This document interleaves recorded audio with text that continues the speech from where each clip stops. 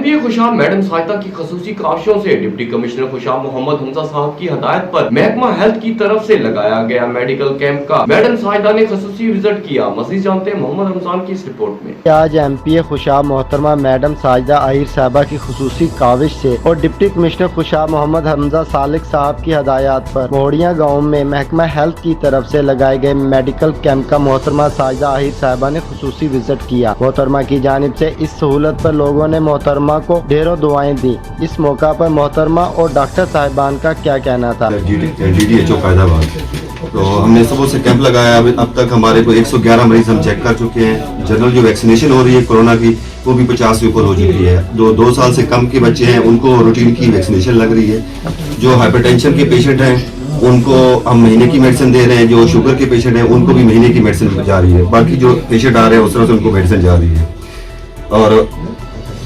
और इसके अलावा जो यहाँ पे सबसे ज्यादा मसला आ रहा है वो एलर्जी ज्यादा आ रहा है पेशेंट, उनके दाने वगैरह भी हैं और खारिश ज्यादा है।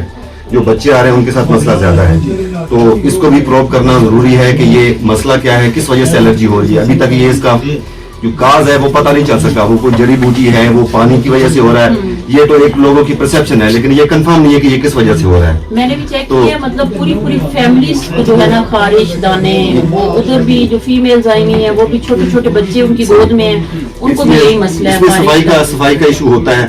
यहाँ पानी पीने के लिए लोगों के पास नहीं है, वहाँ पे सफाई के लिए वो क्या इस्तेमाल करेंगे। रोजाना कपड़े धो के फ्रेश करके बच्चों को भी पहनाने, बड़ों को भी, तो ये बड़ा मुश्किल हो जाता है। तो इंशाल्लाह हम रेगुलरली यहाँ पे कैंप्स वगैरह लगाते रहेंगे। कोरोना की वैक्सीनेशन के लिए दोबारा मंथ के बाद हमने आना ही आना है। जो पहली डोज जिनको लग चुकी है वो सेकंड डोज हम उनको कवर करेंगे।